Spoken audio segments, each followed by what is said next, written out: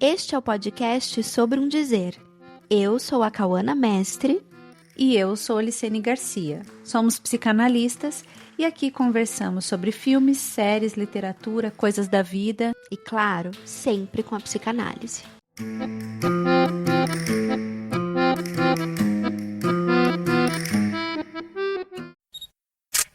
Antes de começarmos o episódio, um esclarecimento.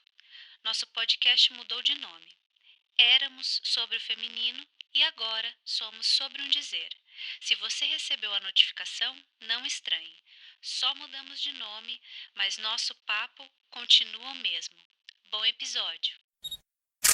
Meu pai estava sentado numa poltrona da biblioteca e eu estava em pé. Sem se abalar, apontou para as estantes ao redor da gente, das quais estavam repletas, mas, como todas as estantes que se respeitem, apresentavam alguns espaços vazios, aberturas que correspondiam às divisões temáticas ou cronológicas.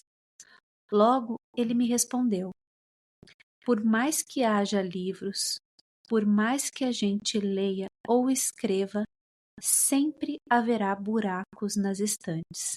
E, aliás, é importante que a biblioteca tenha buracos nas estantes. Os buracos nas estantes, que então não eram uma dica de decoração, eram para meu pai uma alegria. Era como se eles arejassem a vida da gente. Meu pai achava sempre melhor conviver com os buracos do que tapá-los e circular sempre entre estantes completas. Algo dessa alegria permaneceu comigo no sentido de que não só eu hoje, mas sempre foi assim, uma certa dificuldade com os livros que tapam os buracos na estante, como também com os livros que tentam transformar os buracos em fardos existenciais, dramas ou tragédias da experiência humana. Esse é um trecho do livro do Contar do Caligares, O Sentido da Vida. E esse trecho toca bastante nessa questão da importância do vazio. Em tempos que a gente vive hoje, onde todo o tempo precisa ser ocupado com alguma coisa para que se tenha, né, um bom uso do tempo, reposicionar, recolocar a dimensão do vazio na vida, né, não como objeto de decoração, mas como um saber fazer com o vazio, me parece que é um bom ponto de partida para a nossa conversa hoje, né, Cal? O que você pensa sobre isso? Então, esse livro, ele é muito bonito. O Contardo escreve esse livro, eu acho que quando ele já sabe que está doente. E aí tem uma parte muito engraçada que ele diz assim: eu vou contar um pouco da minha história. Toda pessoa velha faz isso. E ele vai em retrospecto para esses momentos assim da vida, né? Não só dele com o pai, mas dele e do encontro dele com a psicanálise, dele mais jovem.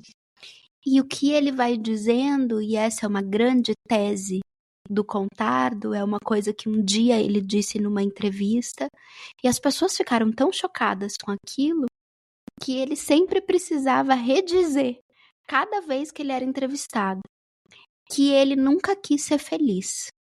O que ele queria era ter uma vida interessante. Uhum.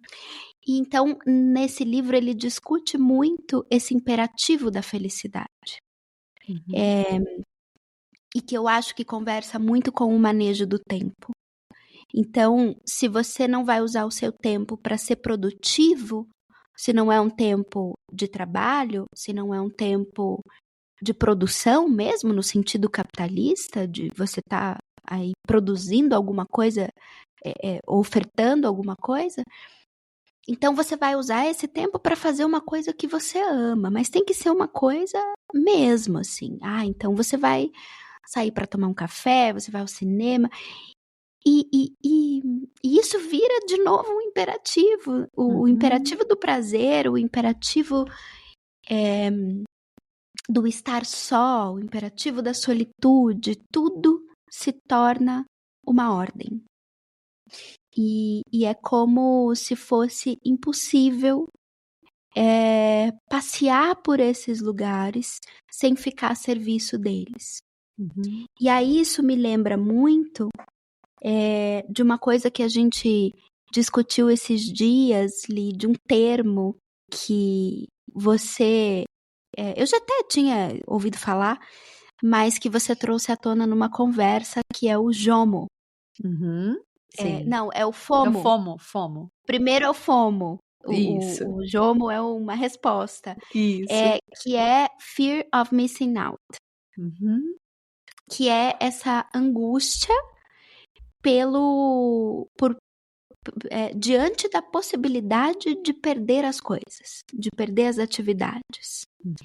E aí eu até fui dar uma olhada, e esse termo, ele foi registrado pela primeira vez em 2004, num artigo de uma revista de negócios ou de economia de Harvard, pelo capitalista de risco Patrick McGinnis. E aí eu fiquei pensando em como a angústia diante da perda, diante da possibilidade da perda, diante do vazio também, porque até a gente estabelecer uma outra relação com o vazio, a gente se angustia diante dele. Isso tá para todo sujeito há muito tempo, principalmente depois da era capitalista. E aí não é por acaso e não chama tanta atenção que tenha sido justamente um capitalista a querer nomear isso que é da subjetividade. Quer dizer, também não dá para perder os nomes. A cada coisa é preciso inventar um nome para fazer disso um acontecimento cultural. É interessante isso que você fala, da importância de nomear. Tudo precisa ter um nome.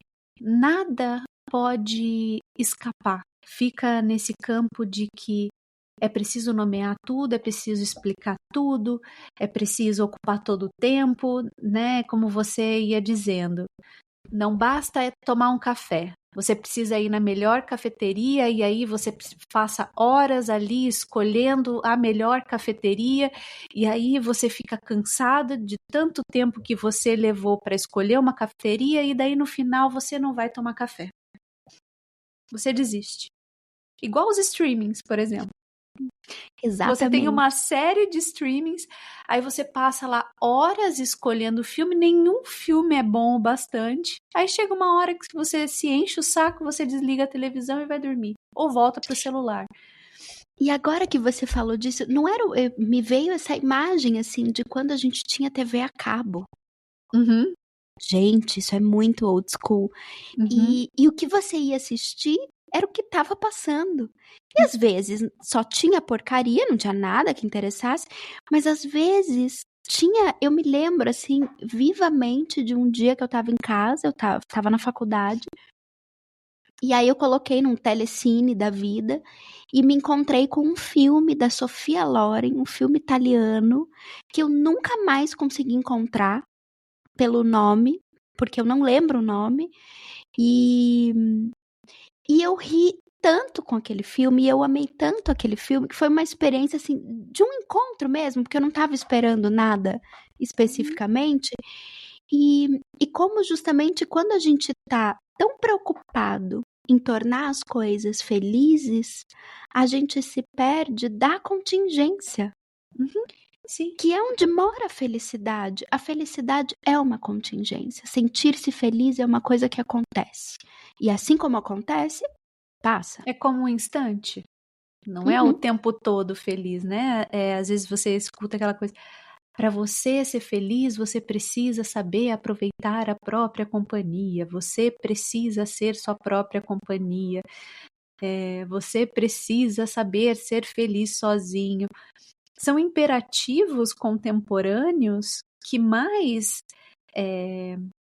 tendem a nos desorientar do que propriamente dar alguma indicação de como fazer com a vida, de como poder consentir com esses instantes de imensa alegria e de felicidade, né? Porque é um pouco disso, assim, não se trata daquele como se fosse uma coisa calculada. Então, fiz tudo isso e daqui para frente serei feliz. Agora sim, tô pronta para ser feliz. Então, agora que eu descobri como é ficar sozinha, aproveitar minha própria companhia, amanhã é o dia D, né? Como se tivesse um dia na agenda que você pudesse alcançar. Sim, como se a felicidade, assim como o amor, que eu acho que entra também de gaiato nesse navio, fossem coisas produzíveis. Uhum. E consumíveis.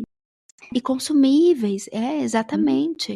Como se fosse possível. É claro que a gente fundamenta um terreno na nossa vida, um terreno que vai minimamente nos dando uma ideia, uma percepção de que a gente tem um solo debaixo da gente, de que as coisas que são inegociáveis, elas estão no seu lugar.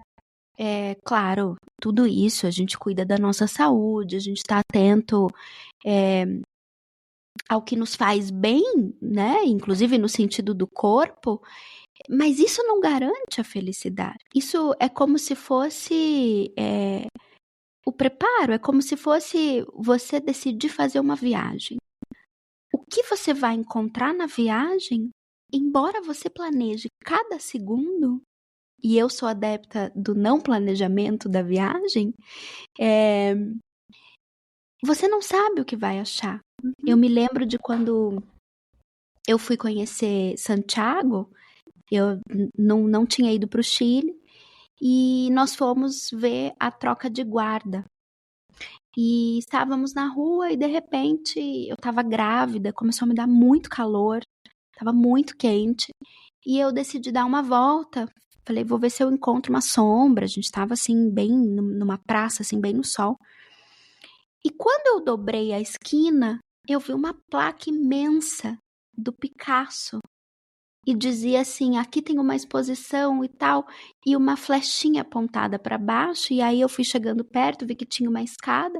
Pensei, que legal, uma mostra sobre a obra do Picasso, que interessante. E fui entrando, e era uma exposição do Picasso com dezenas de quadros dele.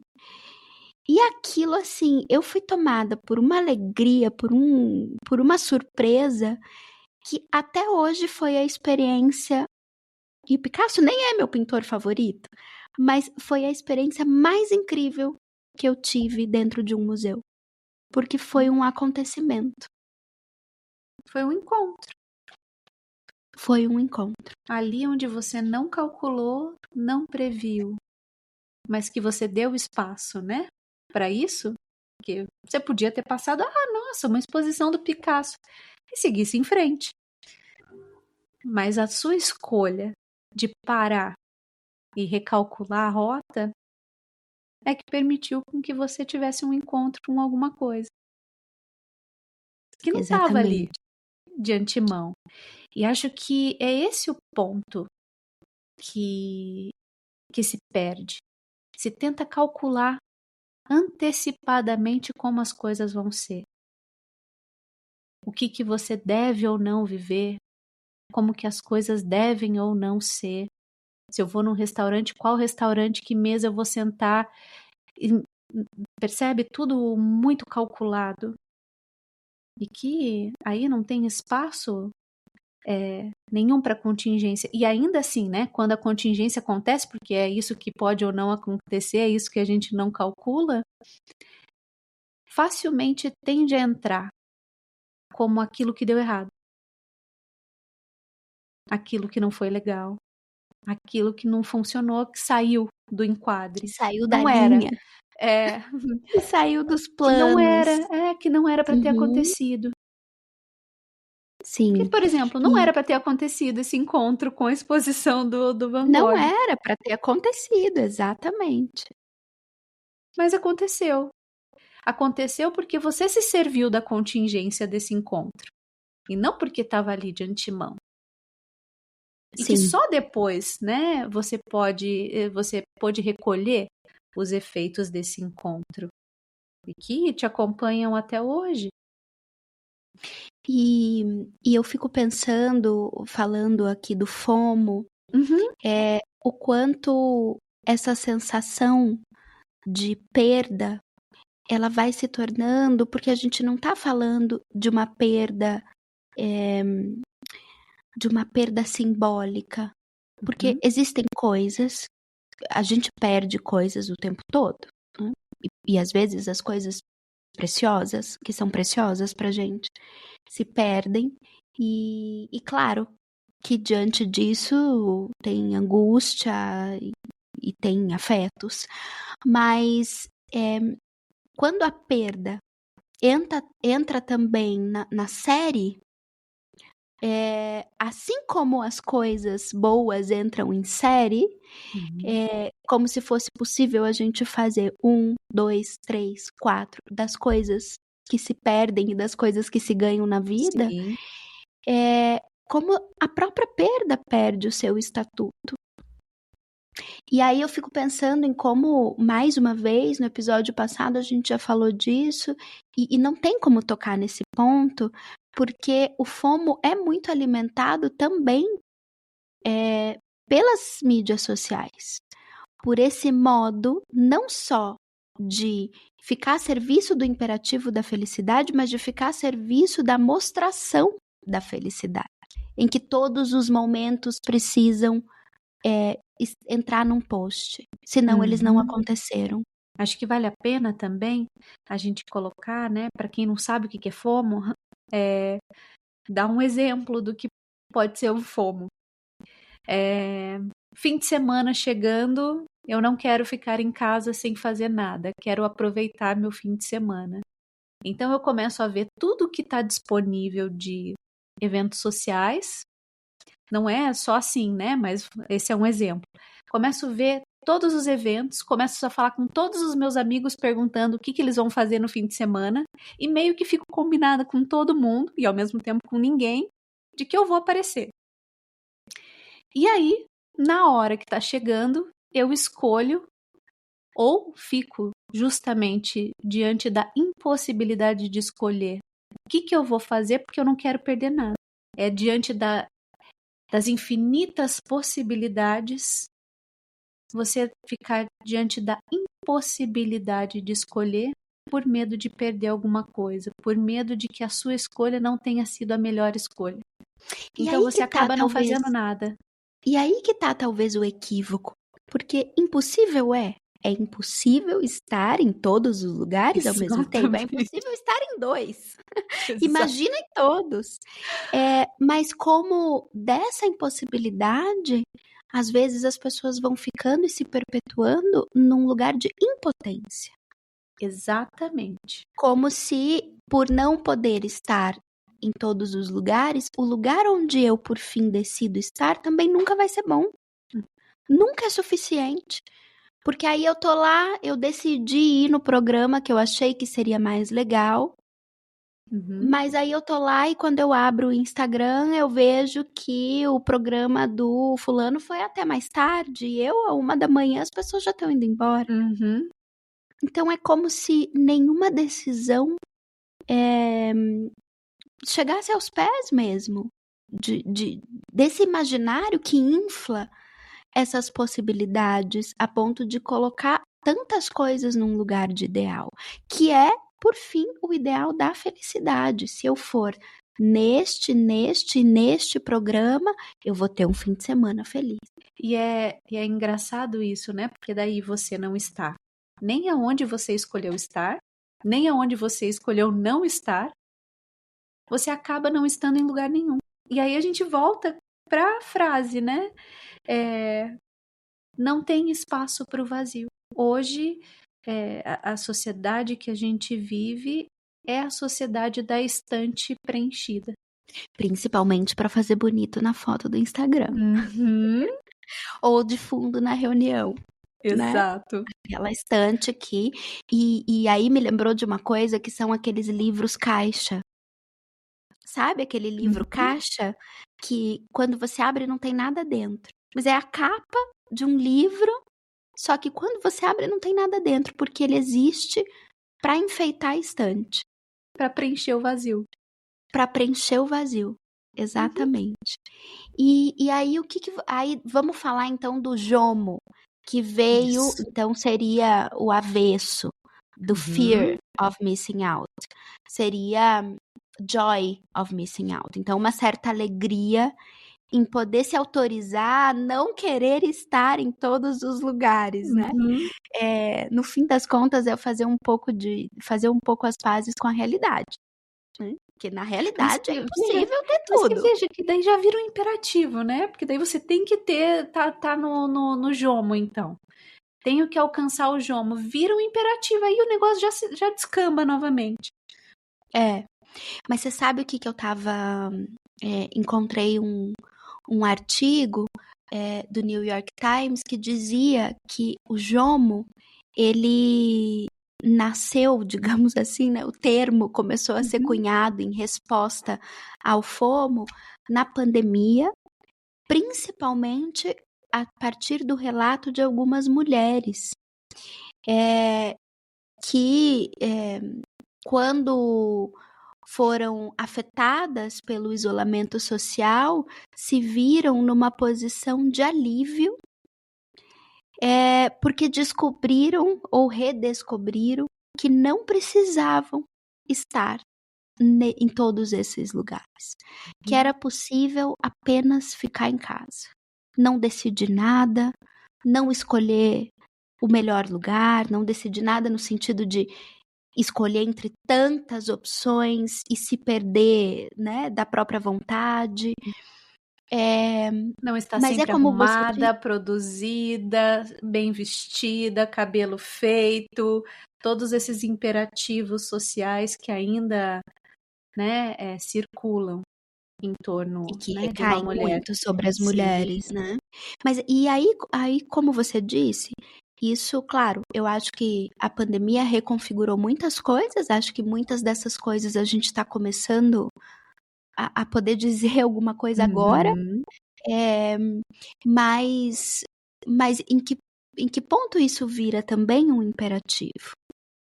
Sim. E aí talvez recaindo nesse imperativo da solitude, de que é como se aproveitar a própria companhia fosse, e aí eu acho que se confunde às vezes com o isolamento, fosse o estar só. Porque daí entra numa coisa do tipo, não preciso do outro. Né? Se cai muito facilmente, tem uma linha muito tênue aí, né? De que, bom, eu não preciso de ninguém para ser feliz. Óbvio, né? Realmente, você não precisa do outro, mas você não desfaz os laços com o outro. Quando você encontra, consente em poder experimentar de um certo tipo de satisfação que não necessariamente inclui o outro, isso também reposiciona o laço com o outro. Ninguém joga os laços fora. É uma ilusão, né, do cara que vai morar no alto da montanha sozinho, isolado do mundo. Isso é muito mais uma resposta à impossibilidade de sustentar o laço com o outro e as diferenças que incluem estar no laço com o outro, do que propriamente um saber fazer com a própria solidão. É porque dos outros que habitam o próprio corpo, desses a gente não se separa. Exatamente. Então, esse é o equívoco também de fazer uma fronteira tão delimitada entre o que é meu e o que é do outro, o que é íntimo e o que tá fora. E aí vamos pegar aqui 2 neologismos da psicanálise para talvez dizer alguma coisa disso. O primeiro é do Freud, né, de 1919, quando ele escreve aquele texto belíssimo que se chama O Infamiliar, justamente para dar conta disso que, ao mesmo tempo em que é o mais íntimo, é o mais familiar de alguém, é experimentado como se fosse absolutamente estrangeiro.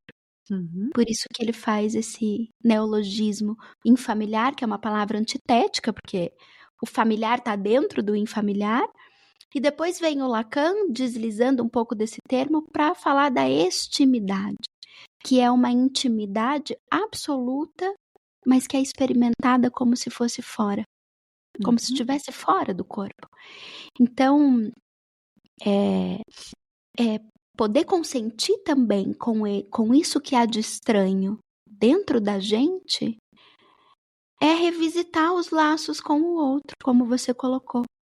Sim. E por que não revisitar também as decisões e a relação com o próprio desejo? Uhum. E aí ficar menos refém de todos esses imperativos do tem que ser feliz, do tem que fazer, do tem que sair, tem que se arrumar, tem que estar, tem que ver aquele filme, tem que assistir aquela série, tem que falar sobre isso, precisa ir naquela exposição, precisa estar em todos os lugares. Só tem um lugar que dá para se estar, é no próprio. Mas a gente sempre tenta estar no lugar do outro. Sim. E como, para a gente encerrar, como fazer para fazer as pazes, para talvez dissolver um pouco do ressentimento com isso que você acabou de dizer, de que só é possível estar no próprio lugar e só é possível habitar o próprio corpo. Uhum. Me vem um pouco na cabeça justamente o que a gente dizia no último encontro. É poder incluir um pouco dos restos, das marcas, das coisas que nos marcaram, desses restos que habitam em nós mesmos e que a gente tende a experimentar justamente como um outro em nós. Isso que você traz da intimidade é poder reconhecer um pouco que esse outro que está fora, na verdade é um outro em mim mesmo. E acho que a gente passa boa parte da vida tentando ser outro para o outro, mas poder se reconciliar com esse outro que habita em cada um é justamente o que permite uma porta de acesso a esse outro termo conhecido do Lacan, que é o tornar-se outro para si mesmo. Não é para o outro que a gente precisa tornar-se outro, mas é justamente para si. É reconhecer e consentir com essa alteridade que nos habita. É Por com isso ela que a a nossa psicanálise, relação e não com o outro. por isso que a psicanálise é uma experiência de desconhecimento. Uhum. Eu gosto muito de uma frase do Contardo quando ele dá uma entrevista, acho que para o Lázaro Ramos, já que a gente começou com Contardo, e ele está falando de amor, e ele diz assim, que a coisa mais triste que se pode escutar dentro de uma parceria amorosa é: eu sei o que você vai fazer, eu te conheço. Porque achar que se conhece demais o outro vem também desse lugar de achar que é possível se conhecer primeiro, completamente. Uhum. Então, claro, a psicanálise inclui uma experiência de conhecimento das próprias armadilhas que a gente arma, das próprias defesas, algum Sim. conhecimento do próprio sintoma, sem dúvida. Eu falo sempre que a gente vai fazendo um pouco mais o mapa do nosso campo minado, Uhum. mas precisa incluir também essa experiência de desconhecer, para que a gente possa justamente fazer bom uso da contingência. Então, ao invés de ficar esperando que os encontros sejam incríveis, esses que se programam, poder, claro, continuar programando a nossa vida em alguma medida, mas talvez mais aguardando do que esperando alguma coisa de modo específico. E assim, poder se abrir para a contingência, para o acontecimento, para os encontros, para aquilo que simplesmente se impõe. E com o que a gente pode fazer alguma coisa interessante. Para aquilo que acontece, dependente da nossa vontade. Um beijo, Li. Até daqui 15 dias. Até.